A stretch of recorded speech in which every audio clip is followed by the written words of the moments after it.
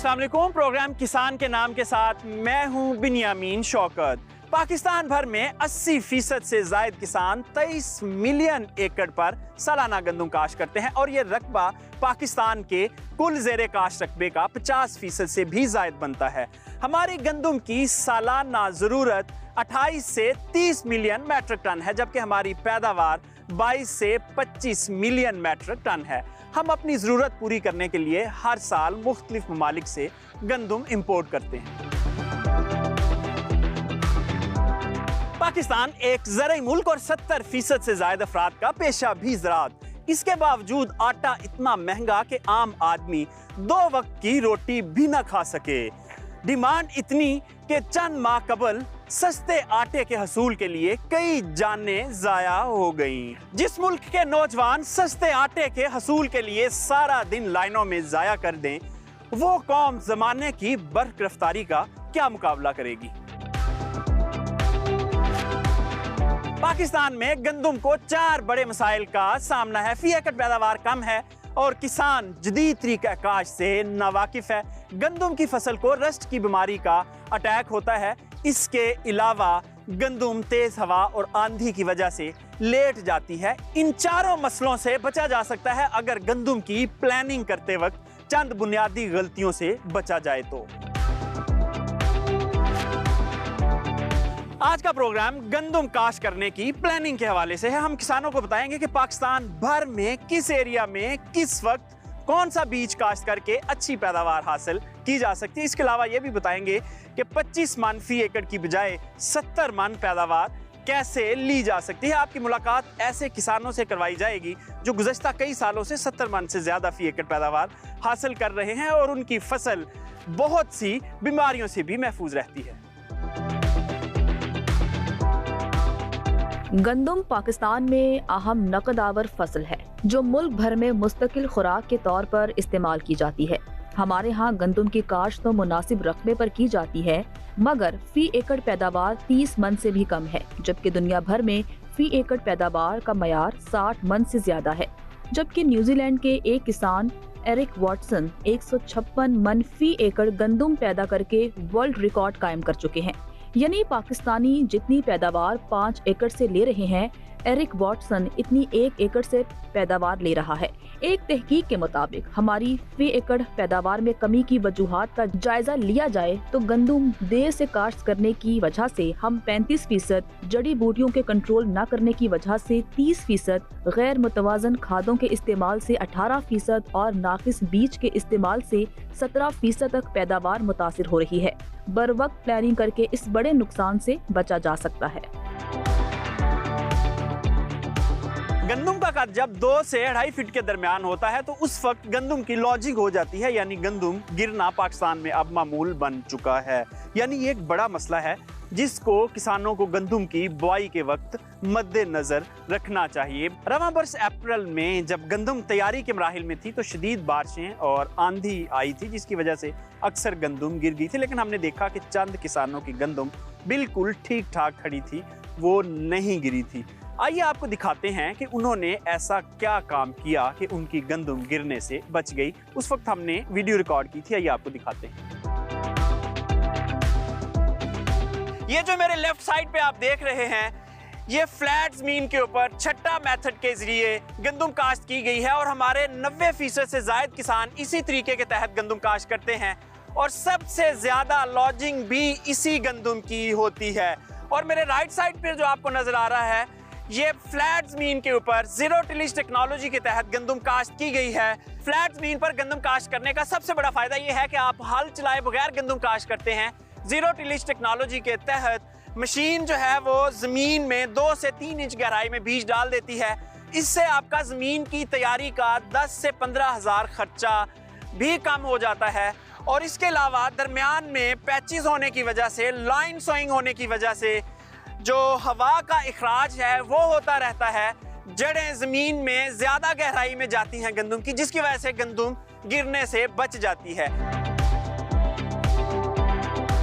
जी किसान भाइयों, आपने देखा कि जीरो टिलेज टेक्नोलॉजी के तहत और बेड्स पर काश्त की गई गंदम गिरने से बच गई और इनकी पैदावार भी दीगर किसानों से 20 से 30% ज्यादा थी। आइए आपको जीरो टिलेज टेक्नोलॉजी के दीगर फायदे बताते हैं। गंदुम एक ऐसी फसल है जो ज्यादा पानी पसंद नहीं करती। बराह रास्त जड़ों में खड़ा पानी पैदावार में कमी का बायस बनता है। ज्यादा बारिशों की सूरत में बेड काश्ता फसल की जड़ों में बराह रास्त पानी नहीं जाता, सिर्फ सैलाब पहुंचती है जो फसल को दरकार होती है। इसके अलावा बेड्स पर ड्रिल मशीन से फसल काश्त की जाती है, जिसमें पौधे से पौधे का मुनासिब फासला रखा जाता है, जिसकी वजह से पौधों के दरमियान हवा का अखराज होता रहता है और तेज आंधी की सूरत में गंदुम गिरने से बच जाती है। बेपनाह खूबियों की वजह से जीरो टिलेज टेक्नोलॉजी यानी कम गहरा हल चलाकर फसलों की काश्त, ये तरीका अब दुनिया भर में मकबूल होता जा रहा है। इससे न सिर्फ फी एकड़ अखराजात में कमी वाक़ई होती है, बल्कि ज़मीन की कुदरती जरखेज़ी भी आहिस्ता आहिस्ता बहाल होना शुरू हो जाती है और खादों पर इन्हिसार कम होता जाता है। आइए आपको दुनिया भर की सूरत हाल दिखाते हैं जो इस वक्त जीरो टिलेज टेक्नोलॉजी पर काम कर रहे हैं। जीरो टिलेज टेक्नोलॉजी से न सिर्फ अखराजात में कमी आती है, बल्कि जमीन कुदरती तौर पर अपनी जरखेजी भी बहाल करती है। जदीद ज़री तहकीक के मुताबिक जमीन की ऊपर वाली 6 इंच की सतह जमीनी हयातियात की अमाजगाह होती है। जमीनी हयातियात यानी माइक्रोब्स जमीन में मौजूद खुराक को पौधे के लिए दस्तयाब हालत में लाते हैं। जब हम गहरा हल चलाते हैं तो ये जमीनी हयातियात बेघर हो जाती हैं और शदीद सर्दी या गर्मी की वजह से इनकी हलाकत हो जाती है। दुनिया भर में जीरो टिलेज काश्त में गुज़श्ता 10 सालों में 93% इजाफा हुआ है और इस वक्त 507.6 मिलियन एकड़ पर जीरो टिलेज टेक्नोलॉजी के तहत फसलें काश्त की जा रही हैं। सबसे ज्यादा 108 मिलियन एकड़ रकबा अमेरिका में जीरो टिलेज टेक्नोलॉजी के तहत काश्त किया जा रहा है, जो कुल रकबे का 12% से भी जायद बनता है। ब्राजील बगैर हल चलाए काश्तकारी में 106 मिलियन एकड़ रकबे के साथ दूसरे नंबर पर है, जो कुल रकबे का 12% बनता है। अर्जेंटाइन 81 मिलियन एकड़ के साथ तीसरे नंबर पर, जबकि पाकिस्तान में कुल 3.2 मिलियन एकड़ पर जीरो टिलेज टेक्नोलॉजी के तहत फसलें काश्त की जा रही हैं और ये कुल ज़ेरे काश्त रकबे का 1% से भी कम बनता है। खुशकिस्मती से अब पाकिस्तान में भी जीरो टिलेज टेक्नोलॉजी के ऊपर काम शुरू हो चुका है। किसान बड़ी कामयाबी से मुख्तलिफ फसलें ले रहे हैं। ख़ास तौर पर सुल्तान अहमद भट्टी साहब पाकिस्तान में एक बड़े जीरो टिलेज काश्तकार हैं और 100 एकड़ से ज़ायद रकबे पर बगैर हल चलाए कामयाबी से काश्तकारी कर रहे हैं। इस वक्त हम सुल्तान अहमद भट्टी साहब के फार्म पर ही मौजूद हैं। उनसे पूछते हैं कि ये मुश्किल है, आसान है और बाकी किसान कैसे इसको अडॉप्ट कर सकते हैं। अस्सलाम वालेकुम सर। जी वालेकुम सलाम। सर, सबसे पहले ये बताएं कि आप बगैर हल चलाए गंदम की काश्त करते हैं, ये मुमकिन है और आपने लास्ट सीजन में कितनी फी एकड़ पैदावार ली है? जी बिल्कुल ये मुमकिन है। मुझे तो 8 से 10 साल होने को हैं। पिछले साल जो हमने गंदम नो टिलेज के ऊपर हमने काश्त की थी, उसकी ओवरऑल उसकी जो एवरेज थी वो 65 माउंट्स पर एकड़ के हिसाब से हमने ली उसकी एवरेज। 65 मन 25 मन थी हमारी एवरेज पिछले जी। लेकिन ये मैं आपको बड़ी जिम्मेदारी से बता रहा हूँ कि मैंने अपने इस रकबे के ऊपर, क्योंकि उसकी बड़ी वजह ये है कि 8 साल में जब आपने उसमें हल नहीं चलाया तो उसका ऑर्गेनिक मैटर जो मैंने शेयर भी किया था आप अहबाब से कि 2.45% के हिसाब से उस मेरी ज़मीन का जो ऑर्गेनिक मैटर है वो उसमें इजाफा हो चुका हमारी है। ज़मीनों में 0.5% से भी कम है। जी बिल्कुल। अच्छा सर, हमारी हुकूमत तो एक नारा लगाती है और किसानों को मोटिवेट भी करती है कि दब के बाद रज के खाए, यानी बहुत ज़्यादा हल चलाएं, लेकिन आप तो हल चला ही नहीं रहे। जी बिल्कुल। इसमें मैं यही कहूँगा कि अब ये वो वाली सिचुएशन नहीं है, अब दब के बाद मंग के खा वाली सिचुएशन है। अच्छा, ये बताएं कि कितने अखराजात में कमी ला सकते हैं किसान अगर वो बगैर हल चलाए गंदम की काश्त? इसमें थोड़ा सा मैं आपको जो ज़मीनी तैयारी के ऊपर अखराजात आते हैं उसके मुतल्लिक बता देता हूँ, बाकी जो फार्मर्स हैं उनकी समझ में खुद ही आ जाएगा।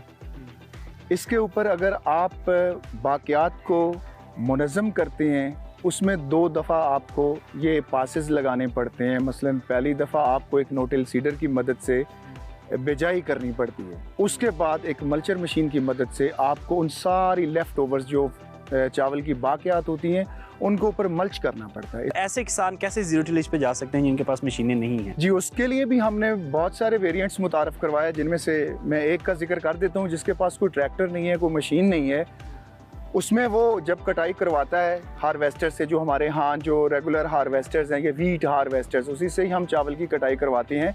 तो जब उसकी कटाई मुकम्मल हो जाए उनको मतलब ये चाहिए कि जब अगर उनकी फसल खड़ी है तो ऊपर से मतलब उसकी कटाई करवाएं ताकि पीछे से लेफ्ट ओवर्स कम गिरें उसकी, तो उसको पानी लगा के खाद और बीज का छटा कर दे, बस आपकी बिजाई मुकम्मल। इसमें एक ज़रूरी बात जो है जिसका आपको ख्याल रखना पड़ेगा वो ये है कि अगर पक्के वट का रकबा है तो उसमें आप जब पानी लगाएं तो उसमें खाद का छटा कर दें और बीज का छटा ना करें, और उसमें देख लें बीच में तवक्कुफ कर लें। आप रात भर भी इंतज़ार कर सकते हैं या चंद घंटों के बाद, जो जिनका रकबा होता है उनको अंदाज़ा होता है कि हमारी ज़मीन जो है वो कितनी देर में पानी जज़्ब कर लेती है। आप जिस टेक्नोलॉजी के तहत गंदम काश्त करते हैं उस पर कितने अखराजात आते हैं? जी मैं बिल्कुल बता देता हूँ। अब जो इसकी प्राइसेस हैं पेट्रोल डीज़ल की, उसके हवाले से अगर बात करें तो फिर ये 12 से 15 हज़ार रुपये फ़ी एकड़ इसके ऊपर ख़र्चा आएगा। क्योंकि मैं लीटर्स में अगर बता दूं तो वो ज़्यादा आसान रहेगा हमारे फार्मर्स के लिए। वो हमारा जो रवायती काश्तकार है जो उस हवाले से, उस तरीके कार से जो काश्त करता है, उससे वो तकरीबन 25 से 30 लीटर डीज़ल फ़ी एकड़ उसका खर्च आता है। जबकि इस वाले तरीके कार में अगर मैं फ़र्ज़ करें एक पास लगाता हूँ नोटिल सीडर का, यानी वत्तर की काश्त करता हूँ, दूसरा पास में लगाता हूँ मल्चिंग मशीन का, तो इसके ऊपर मेरा टोटल जो डीज़ल का खर्चा है वो 6 से 7 लीटर फ़ी एकड़ आता है।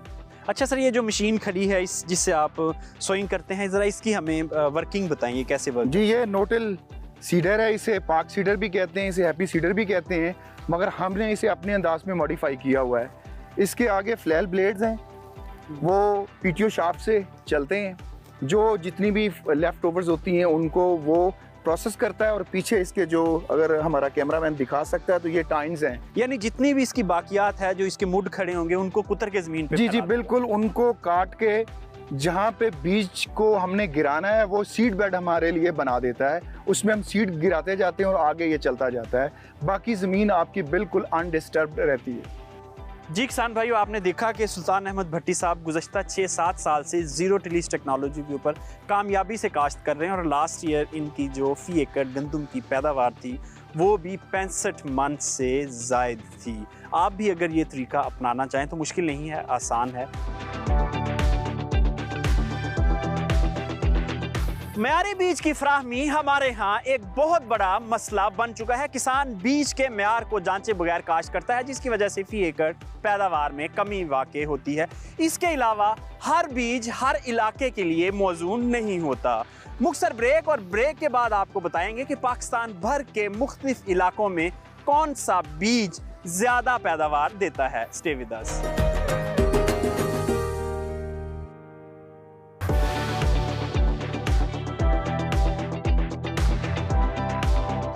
Welcome back. काश्तकारी के लिहाज से पाकिस्तान को 4 हिस्सों में तकसीम किया जाता है। शुमाली इलाका जात यानी पहाड़ी इलाके जहां दर्जा हरारत इंतहाई कम होता है, पोठोहार के पहाड़, मैदानी इलाके और सहराई इलाके।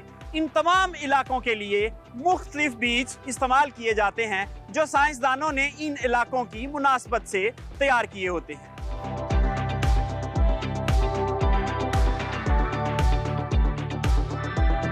पाकिस्तान के मुख्तलिफ इलाकों में दर्जा हरारत मुख्तलिफ होता है। गंदम के बीज के उगाव के लिए 20 से 25 सेंटीग्रेड दर्जा हरारत दरकार होता है। शुमाली इलाकों में इस वक्त दर्जा हरारत गंदम की काश्त के लिए मौजूद हो चुका है। बालाई पंजाब और पोठोहार में ये दर्जा हरारत वस्त अक्टूबर में शुरू हो जाता है। सेंट्रल पंजाब में नवंबर के पहले हफ्ते, जबकि जनूबी पंजाब और सिंध के अक्सर इलाकों में वस्त नवंबर तक दर्जा हरारत 20 से 25 डिग्री तक आ जाता है, जो गंदम की बुवाई के लिए मौजूद समझा जाता है। पाकिस्तान भर में किस इलाके में कौन सा गंदम का बीज ज्यादा अच्छी पैदावार दे सकता है, ये जानने के लिए इस वक्त हमारे साथ गंदम बीज के माहिर डॉक्टर अजीजुर रहमान साहब मौजूद हैं। अस्सलाम वालेकुम सर। जी वालेकुम अस्सलाम। सर फरमाइएगा, मुख्तलिफ इलाकों की अगर बात की जाए तो जो हमारी अप्रूव्ड वेराइटीज़ हैं वो कौन कौन सी हैं और किस इलाके के लिए हैं? अगर हम शुमाली इलाकों की बात करें तो वो ज़्यादातर जो हैं वो बारानी इलाके हैं, और उनकी आबो हवा जो है वो ज़्यादा टेम्परेचर लो रहता है। तो उस इलाके के लिए हमें ऐसी वैराइटीज़ चाहिए जिनमें जर्द कुंगी के ख़िलाफ़ बेहतर क़ुव्वत मुदाफ़ियत हो। तो वो जो अक़साम हैं उनमें MA21 है, पाकिस्तान 13 है, वफाक 23 है और NARC सुपर है। ये वैराइटीज़ जो हैं ये जर्द कुंगी के ख़िलाफ़ बेहतरीन क़ुव्वत मुदाफ़ियत रखती हैं और बरानी इलाके के लिए बहुत मौजूद अक़साम हैं। अगर हम सेंट्रल पंजाब की बात करें तो सेंट्रल पंजाब में जो है वो टम्परेचर जो है वो तकरीबन मुअद्दल है। तो उसके लिए जो हमारी मौजूद अक़साम हैं जो इस वक्त सबसे ज़्यादा रकबे पे काश्त हो रही हैं वो अकबर है, फ़ख्र बकर है, दिलकश है, सुबहानी है, बकर स्टार है, नवाब और सादक, और नई किस्म अरूज भी इनमें शामिल है। मेरी ज़िम्मेदार भाइयों से गुजारिश ये है कि वो हर इलाके के जो ज़िम्मेदार हैं, जो काश्तकार हैं, वो अपने सूबे की वैराइटीज़ जो हैं उनका बीज लें। चूँकि ये जो वैराइटीज़ होती हैं, जितनी भी किस्में हैं, ये एरिया स्पेसिफिक होती हैं। पंजाब की जो वैराइटीज़ है, अगर आप उनको केपी में लेके जाएंगे तो केपी के जो जोग्राफियाई हालात हैं, जो आबो हवा है, वो मुख्तलिफ है। तो वहाँ पे जो है वो जर्द कुंगी का ज़्यादा हमला होता है। तो इसलिए पंजाब की वैराइटीज़ वहाँ ना लगाएं। अगर लगा भी, गलती से चली भी गई, जब भी ऐसे हुआ है कि पंजाब की कोई वैराइटी केपी में ज़्यादा रकबे पे लगी है, तो उसकी रेजिस्टेंस जो है वो ब्रेक हो जाती है। इसलिए वैराइटीज़ को अपने इलाके तक महदूद किया जाए। किसान भाई घर का बीज ही इस्तेमाल करते हैं, उनको बाज़ औक़ात ये भी पता नहीं होता कि वैरायटी कौन सी है, तो इससे कितना नुकसान होता है। जो घर का बीज है ना, अनग्रेडेड, जिसकी वैरायटी का भी पता नहीं है, उससे कम से कम जो 20% जो है वो पैदावार का नुकसान होता है। डॉक्टर साहब, हमारे 80% किसान जो हैं गंदम काश्त करने वाले, वो घर का ही बीज इस्तेमाल करते हैं और शायद यही वजह है कि हमारी पैदावार भी कम है। डॉक्टर साहब, आपके वक्त का बहुत शुक्रिया। हमारे यहाँ बीज के साथ भी ज्यादती ही की जाती है। फी एकड़ 50 किलो से भी ज्यादा बीज इस्तेमाल किया जाता है, जबकि साइंसी असूलों के मुताबिक फी एकड़ गंदम का बीज किसी सूरत 10 किलो से जायद नहीं होना चाहिए। हम 2 लाख की ड्रिल मशीन नहीं खरीदते, लाखों करोड़ों रुपए का बीज जमीन बुर्द कर देते हैं। अच्छी पैदावार के लिए फी एकड़ गंदम के पौधों की तादाद 13 से 15 लाख होनी चाहिए और गंदम का एक दाना 50 से जायद पौधे बनाने की सलाहियत रखता है। औसतन 10 पौधे भी लगाएं तो 150 लाख गंदम के दाने 1 एकड़ की जरूरत होते हैं। 1 किलो गंदम में 15,000 से जायद बीज होते हैं। यूं 10 किलो बीज से फी एकड़ पौधों की तादाद पूरी हो जाती है, मगर इतना दुरुस्त हिसाब उसी वक्त लग सकता है जब छटे की बजाय बुजाई मशीन से की जा रही हो।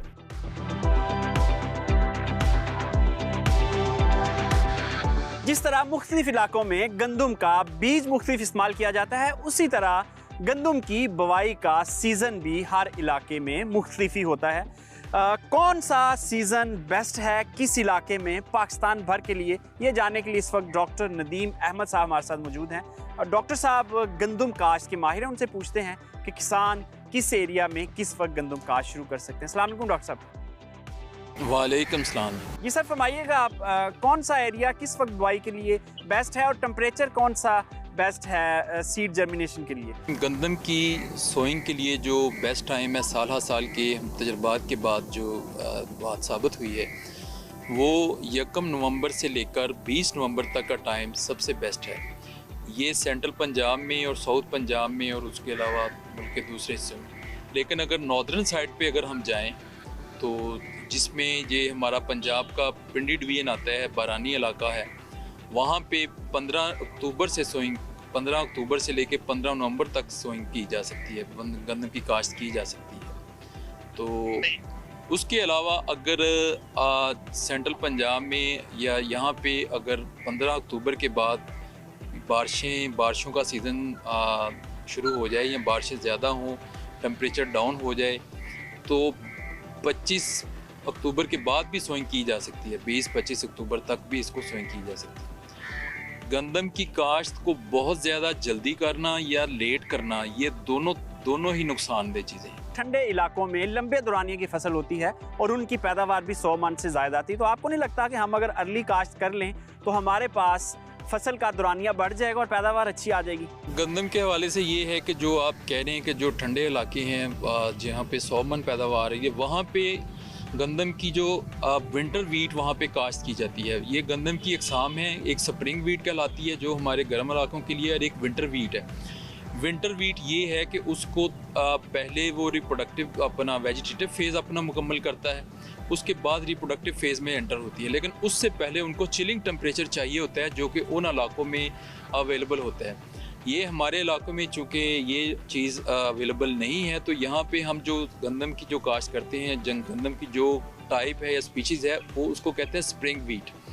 अच्छा, वो पूरे 8-10 महीने की फसल होती है, यहाँ पे हमारे 5 से 6 माह की ये क्रॉप है। अगर सिर्फ एक फैक्टर ही मद्देनज़र रखा जाए जिससे गंदम की पैदावार में इजाफा किया जा सकता है, वो है गंदम की वक्त पर काश्त। अगर सिर्फ इसी को कर लिया जाए तो मेरा ख्याल है कि इसका कोई नेमल बदल नहीं। डॉक्टर साहब, आपने बताया कि 20 से 25 डिग्री दर्जा हरारत जो है वो बेहतर है गंदम की सोइंग के लिए। तो ये बता दें कि किसान किस तरह चेक करेंगे कि इस वक्त दर्जा हरारत 20 से 25 के दरमियान है, क्योंकि दिन और रात का मुख्तलिफ होता है दर्जा हरारत। जी, रात का टेम्परेचर तो 20-25 हो ही जाता है अक्टूबर के महीने में, लेकिन अगर दिन का टेम्परेचर भी कम हो जाए तो फिर इसको देखना चाहिए मद्देनज़र। अगर दिन का टेम्परेचर 30 डिग्री सेंटीग्रेड से ज़्यादा है, 30-35, तो फिर ये काश्त नहीं की जा सकती। तो उसका दिन का जो टेम्परेचर है उसको भी मद्देनज़र रखते हुए ये काश्त करनी चाहिए। जी डॉक्टर साहब, आपके वक्त का बहुत शुक्रिया। किसान अगर सही वक्त पर गंदम काश्त करते हैं तो यकीनन उनकी पैदावार भी 70 से 80 मन आ सकती है। पाकिस्तान में 1 एकड़ गंदम काश्त करने पर तकरीबन 80,000 से 1 लाख रुपए के अखराजात आते हैं, जबकि हिमसाया मुल्क भारत में ये अखराजात पाकिस्तानी करेंसी में 30,000 रुपए से भी कम हैं, जबकि दोनों किसानों की गंदम एक जैसे रेट में ही फरोख्त होती है। मगर पाकिस्तानी किसानों के साथ इतना जुल्म क्यों? मुख्तसर ब्रेक, और ब्रेक के बाद आपको बताएंगे कि किसान किस तरह फी एकड़ अखराजात में कमी कर सकता है और पैदावार बढ़ा सकता है। स्टे विद अस।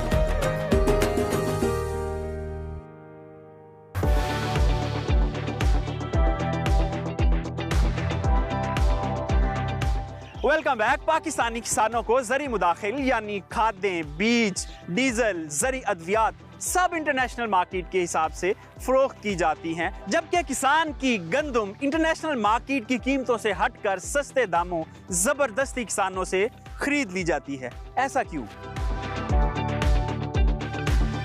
किसान जब अपनी इजनास मंडी लेकर जाता है तो कीमतें खरीद में उसके साथ हमेशा नारवा सलूक बरता जाता है। खरीदार हुकूमत हो या मिडलमैन, इजनास की कीमत मार्केट वैल्यू से 10 से 20% कम लगाई जाती है।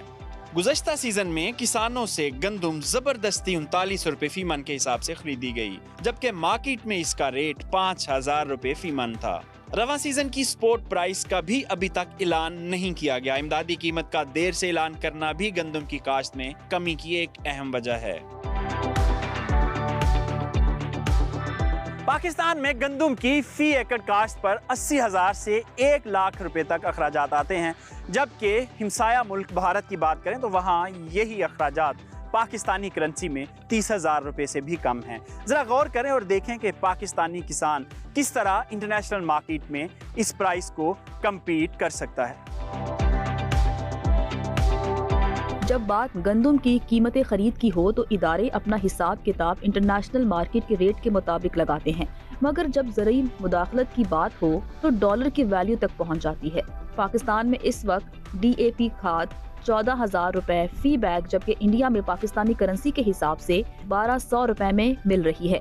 यूरिया खाद पाकिस्तान में 4,000 फी बैग से भी ज्यादा, जबकि इंडिया में 300 रुपए में आसानी से दस्तयाब है। बिजली का फी यूनिट हमारे किसानों को 60 रुपए में, जबकि इंडिया के किसानों को 10 रुपए में मिल रहा है। डीजल की सूरत हाल भी इसी तरह है। पाकिस्तान में गंदम की फी एकड़ औसत पैदावार 30 मन से भी कम है, मगर गुज़श्ता सीजन में कमालिया के एक किसान अब्दुल हनान ने 78 मन फी एकड़ गंदम की पैदावार लेकर नया रिकॉर्ड कायम कर दिया और हुकूमत की तरफ से उन्हें वीट चैंपियन का लक़ब भी दिया गया। आइए उनसे जानते हैं कि उन्होंने ये कामयाबी कैसे हासिल की और गंदम कैसे काश्त करके 78 मन फी एकड़ पैदावार हासिल की। अलहमदुलिल्लाह रवां साल गवर्नमेंट पंजाब ने गंदम का पैदावारी मुकाबले का इनकार किया, मैं उहदे विच हिस्सा लिया। अल्लाह ने करम किया, मैं अलहमदुलिल्लाह इस वक्त पंजाब का विनर हाँ। 76.5 मन मेरी गंदम आई है जी। मैं जमीन की बहुत अच्छी तैयारी की, 2 बोरी DAP, 1 बोरी पोटाश, अद्धी बोरी यूरिया काश्त की, बाद में 2 बोरी यूरिया दी उन्होंने। इहदे नाल जड़ी बूटियां का वक्त पर वक्त स्प्रे किया, दूसरे जिन्हें भी वक्त में पानी लाए, बस सारा कुछ नाल अल्लाह ताला की रहमत आ कि एको ही मशवरा दूंगा कि भड़ोले चो कढ़ के बी ना पाओ, बी नूं ग्रेडिंग करके पाओ, बी दवाई ला के पाओ। जमीन की तैयारी पर 15,000 रुपए, यूरिया के 2 बैग 8,000 रुपए, DAP का 1 बैग 14,000 रुपए, 3 आबपाशी के अखराजात 10,000, मजदूरी 15,000 और जमीन का ठेका 40,000 रुपए। यूं कुल अखराजात 1,02,000 रुपए बनते हैं और 40 मन फी एकड़ पैदावार के हिसाब से कुल आमदन 1,56,000 रुपए बनती है। हमारे साथ इस वक्त तहकीकी इदारा बराए गंदम के डायरेक्टर डॉक्टर जावेद अहमद साहब मौजूद हैं। उनसे पूछते हैं कि इस साल जो सिनेरियो बना हुआ है इसमें किसान किस तरह अपनी गंदम काश्त करेंगे। अस्सलाम वालेकुम सर। वालेकुम अस्सलाम। सर सबसे पहले ये फरमा दें कि सीजन शुरू होने वाला है गंदम का, मार्केट से खादें गायब हैं या ब्लैक में महंगे दामों बिक रही हैं, तो आपको क्या लगता है ये कितने % प्रोडक्शन कंप्रोमाइज हो सकती है अगर हुकूमत ने प्राइस पे कंट्रोल ना किया? देखिए, गंदम हमारी सबसे अहम फसल है। इस पे गवर्नमेंट अपनी तमाम तर जो है ना मशीनरी उसको इफ़ेक्टिवली इस्तेमाल करके ये चीज़ें तो हमें इंश्योर करनी पड़ेंगी। खाद ख़ास तौर पे देखें एक बेसिक एलिमेंट है, अगर मुतनासिब इसका इस्तेमाल नहीं किया जाता खादों का तो फिर एक अच्छी फसल की उम्मीद नहीं रखी जा सकती। तो वाकई इस वक्त खाद में जो है वो देखा जा रहा है कि मार्केट में कम है या उसको कंट्रोल रेट पे नहीं, लेकिन उसके लिए गवर्नमेंट ने प्लानिंग की है।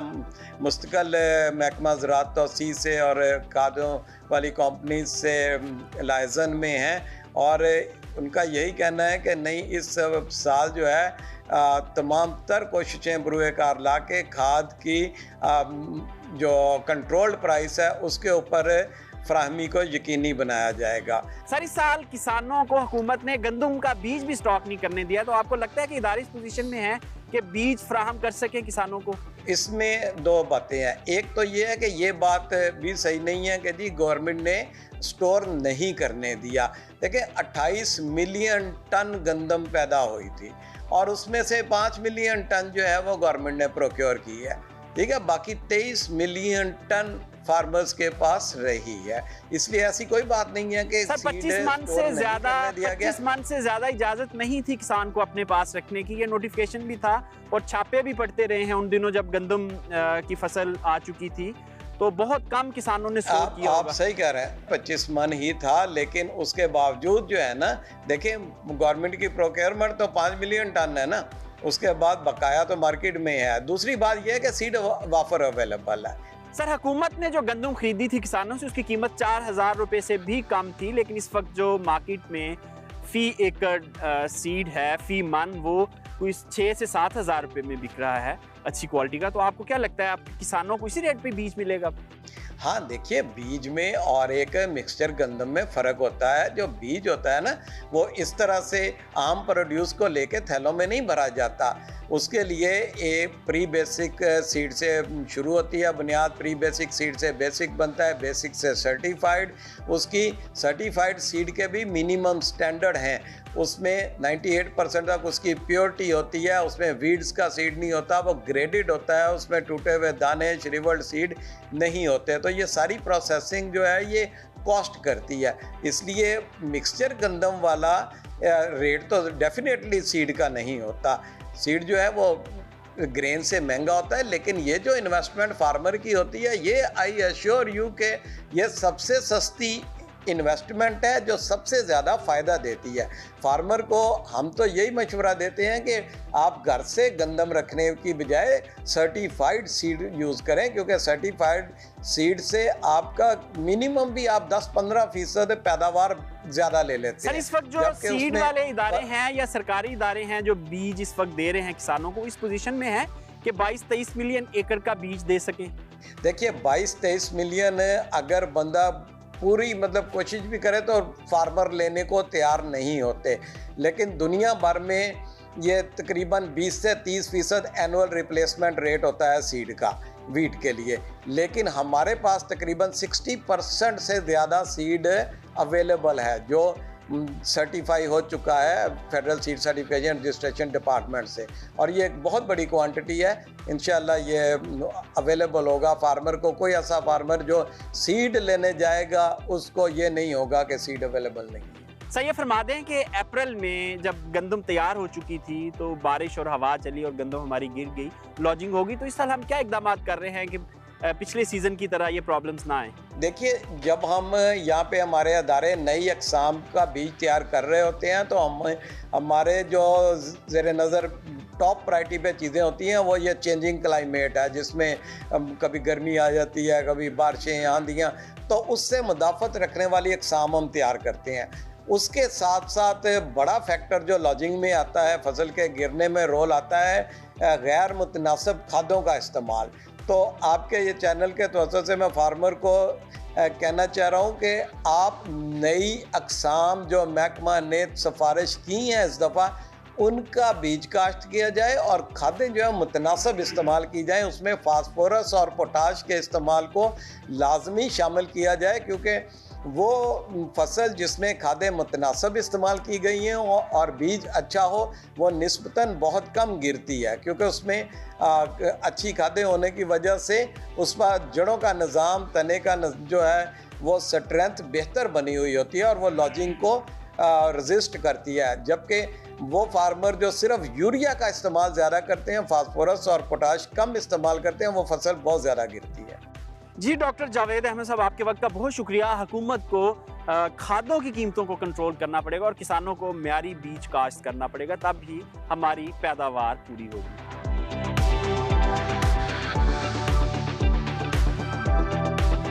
गंदम बुआई का सीजन शुरू होने वाला है, मगर खादें कंट्रोल रेट पर मार्केट में दस्तयाब नहीं हैं। इसके अलावा गंदम काश्त करने वाले किसानों के क्या मसाइल हैं, ये जानने के लिए किसान इत्तेहाद पाकिस्तान के चेयरमैन हसीब अनवर इस वक्त हमारे साथ मौजूद हैं।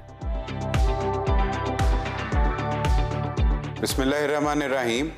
इस टाइम पूरे पाकिस्तान में गंदम का सीज़न शुरू होने वाला है और हर साल की तरह मेरा किसान मेरा काश्तकार हुकूमत से चंद गुजारिशात लेकर बैठा है। सबसे पहली गुजारिश और सबसे पहली हुकूमत से जो हम चाहते हैं वो ये चाहते हैं कि खुदारा हमें बिजली के बिलों के अंदर रिलीफ दिया जाए।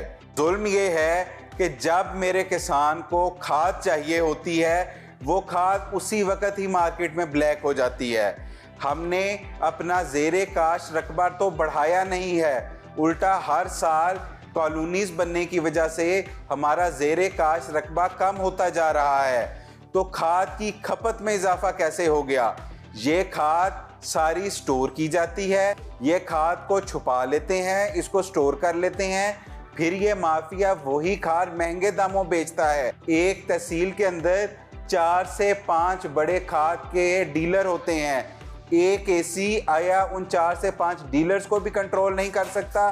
ताकत का सारा इस्तेमाल मजलूम अवाम, निहत्ते किसान के ऊपर है, माफिया की तरफ कोई नहीं जाता।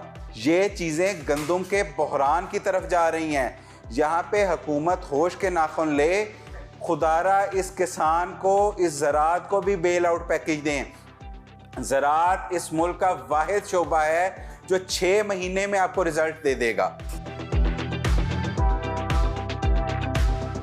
पाकिस्तान में दिन ब दिन आटे के मसाइल बढ़ते जा रहे हैं और ये मसाइल उसी वक्त हल हो सकते हैं जब हमारी गंदम की पैदावार अच्छी हो, यानी हम फी एकड़ पैदावार 25 से 30 मन की बजाय 40 से 50 मन ले जाएं। और ये उसी वक्त ही मुमकिन है जब हुकूमत किसानों को सहूलियात मुहैया करे और कंट्रोल रेट के ऊपर मार्केट में खादें दस्तयाब हो और क्वालिटी का बीज दस्तयाब हो, ताकि किसान फी एकड़ पैदावार में इजाफा कर सकें। मुख्तसर ब्रेक और ब्रेक के बाद ज़री हालात हाजरा और मौसम की सूरत हाल। Stay with us. Welcome back. Programme के आखिरी हिस्से में साइम रशीद हमारे साथ मौजूद हैं ज़री हालात हाजरा पर बात करने के लिए। साइम साहब फरमाइएगा, गन्ने का क्रशिंग सीजन शुरू होने वाला है। एक तो गवर्नमेंट की तरफ से उसका ऐलान भी नहीं किया गया और दूसरा अभी तक गन्ने की कीमत का ऐलान नहीं किया गया, ये क्या मामला है? गन्ने की जो क्रशिंग के अंदर जो कीमत का तयन है वो मार्केट में जो चीनी की कीमत है उसके हिसाब से किया जाए। इस वक्त जो चीनी की कीमत जा रही है 150 रुपये, तो इस हिसाब से गन्ना कम अज़ कम जो उसकी कीमत बनती है वो 500 रुपये मन तक बनती है। साइम साहब, किसानों का इस वक्त मुतालबा है कि कीमत कम अज़ कम 600 रुपये होनी चाहिए, इससे कम हरगिज़ एक्सेप्ट नहीं की जाएगी। और दूसरी बड़ी अहम बात यह है कि जो सितंबर काश्त कमाद था इस साल वो बहुत कम काश्त किया गया, क्योंकि किसान कहते हैं कि अगर कीमत 500 या 600 से कम हुई तो फिर ये वारा नहीं खाता हमें। अच्छा, ऐसा है कि अगर 600 कीमत कर दें गन्ने की, हमें कंज्यूमर का भी ख्याल रखना है। तो गन्ने का जो फार्मूला होता है, जो 600 रुपये कीमत करेंगे उसका 1/4 से मल्टीप्लाई करके तकसीम 4 करें ये आपका 750 तकसीम 4 करेंगे, ये तो 190 रुपये आपकी चीनी की कीमत निकल आएगी। इसका मतलब है कि आप चाहते हैं कि कंज्यूमर को जो चीनी की कीमत है वो 220-225 रुपये मिले। सैमसंग नागजीवन बड़ी अच्छी फसल थी और किसानों ने बहुत पैसा कमाया इससे, और पिछले साल तक इसका बीज 5-6 हज़ार किलो बिकता रहा, लेकिन इस साल ये 200 से 300 रुपये किलो में आ चुका है। क्या माजरा ये? देखिए, पिछले साल इसका बीज जो सा था वो 14-15 हज़ार रुपये किलो तक गया है। 5-6 हज़ार तो बहुत पहले की बात है। और मैं भी कहता हूँ ये अच्छी बात है कि इस वक्त इसका जो बीज है वो 400 रुपये 300 रुपये किलो तक आ चुका है और ये इस वक्त बतौर फसल बिक रहा है। इससे क्या फ़ायदा होगा कि जो आम काश्तकार जो कि बावजूद इसकी कीमत के बीज महंगा होने से नहीं लगा सकता था, वो इसको काश्त कर सकेगा और एक प्रॉफिटेबल फसल के तौर पे इसकी पैदावार ले सकेगा। और जो हमारा इसमें था इन्वेस्टर था, असल में इजाफा उसने किया था। सैमसंग ये हज़ारों एकड़ जो पिछले साल लगा था, महंगे बीज और महंगे ज़री मुदाखिल किसानों ने अप्लाई किए, लेकिन इस वक्त उसका रेट इन्हीं नुकसान तो अल्टीमेटली किसान को हुआ है। जो किसान पिछले साल इसमें आया था उसको तो नुकसान है बज़ाहिर। उसके पास एक ही ऑप्शन है कि वो इसको मल्टीप्लाई करे, इस बीज को अगले साल भी लगाए, इस साल भी लगाए, अगले साल भी लगाए, और तीसरे साल जाकर वो इस नुकसान को पूरा कर लेगा और उसके बाद हर साल इस फसल को काश्त करता रहे, बीज के लिए रख के बाकी बेचता रहे, तो वो इसके लिए एक प्रॉफिटेबल मुनाफा बख्श फसल साबित होगी। गुज़श्ता 10 साल से एक हमारे कपास की जो फसल है उसमें एक मसला आ रहा है सफ़ेद मक्खी का, और हुकूमत से और इदारों से और साइंसदानों से ये कंट्रोल नहीं हो रही। सैमसंग उसमें मसला क्या है, इसको सही वक्त है कौन सा कंट्रोल करने का? इसकी बहुत सारी वजूहात हैं। नंबर 1, कपास को हमेशा अगेती फसल के तौर पर लिया जाए। गंदम के बाद काश्त का जो हुकूमती बयानिया है वो मुकम्मल गलत है। कपास को आप आलू के बाद काश्त करें या इसको आप राया के बाद, कनुला के बाद काश्त करें, और मार्च में इसकी काश्त होगी। जिसने मार्च में काश्त की थी उसने मानसून का सीजन आने से पहले 40-45 मन अपनी चुनाई कर ली थी। उनके लिए फसल बड़ी कारआमद रही है। सफ़ेद मक्खी का जो हमला होता है, देखें ये सोलेनेसी फैमिली के ऊपर रहती है और उसमें खाली कपास नहीं है, सारा साल आप इसकी परवरिश करते हैं मुख्तलिफ फसलों पर, और उसके बाद कपास की फसल आती है जो कि वसी पैमाने पर होती है, तो ये बड़ा हमला करती है। और इसका हमला कब होता है? गर्म मरतूब मौसम में। उस वक्त गर्म मरतूब मौसम पाकिस्तान में स्टार्ट होता है 15 जुलाई के बाद। 15 जुलाई के बाद मैंडेटरी कर लें कि आपने हर हफ्ते इसका स्प्रे करना ही करना है सफ़ेद मक्खी का, और जो स्प्रे करना है उसके अंदर आपने एडल्ट के साथ साथ निम्फ, जो कि इसके लार्वा स्टेज जिसे कहते हैं, उनको मारना है। असल में तो निम्फ चूसते हैं, पत्ते का जो रस चूसते हैं, और उस पर सूटी मोल्ड फंगस आती है, फ्लोइम एक्टिविटी मुतासर होती है। एडल्ट तो सिर्फ मीटिंग करते हैं। यानी सैमसंग हुकूमत को चाहिए कि इस वक्त जो कपास की काश्त है वो अर्ली कर ले, यानी मार्च अप्रैल में अर्ली काश्त करें, और वाइट फ्लाई के लिए किसानों की तरबीती वर्कशॉप करवाएं जो कि कॉटन सीजन के आगाज से पहले हों। जी सैमसंग बिल्कुल दुरुस्त फरमाया। इस वक्त हमारे साथ असलम चौधरी साहब मौजूद हैं, हमसे पूछते हैं कि अगला हफ्ता मौसम कैसा रहेगा पाकिस्तान भर में। अस्सलाम वालेकुम सर, फरमाइएगा। शुक्रिया बिन्यामिन। पाकिस्तान में मानसून सीज़न मुकम्मल हो चुका है और इसके साथ ही हबस का भी खात्मा हो चुका है। आने वाले वीक के दौरान मौसम की सूरत हाल इस तरह रहने का इम्कान है। इस्लामाबाद और पुठवा रीजन जिसमें रावलपिंडी, चकवाल, अटक, शामिल लाइन में बारिश का इम्कान है, जबकि लाहौर समेत पंजाब के अक्सर मकामात पर मौसम खुश्क रहने का इम्कान है। सिंध में कराची समेत बेशतर मकामात पर मौसम खुश्क रहेगा। बलूचिस्तान में कोयटा समेत अक्सर मकामात पर मौसम खुश्क रहेगा। केपी में अपर केपी जिसमें मालाकंड, बोनीर, शागला, सवात, कोस्तान शामिल है, इनमें बारिश का इम्कान है, जबकि साउथ केपी में मौसम खुश्क रहने का इम्कान है।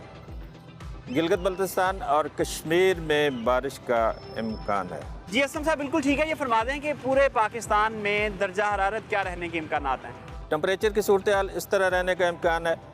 इस्लामाबाद में ज़्यादा से ज़्यादा टेम्परेचर 34 डिग्री सेंटीग्रेड, लाहौर में 36 डिग्री सेंटीग्रेड, कराची में 37 डिग्री सेंटीग्रेड, कोयटा में 30 डिग्री सेंटीग्रेड, पेशावर में 32 डिग्री सेंटीग्रेड, गिलगित में 28 डिग्री सेंटीग्रेड, जबकि मुजफ्फराबाद में मैक्सिमम टेम्परेचर 32 डिग्री सेंटीग्रेड तक रहने का इम्कान है।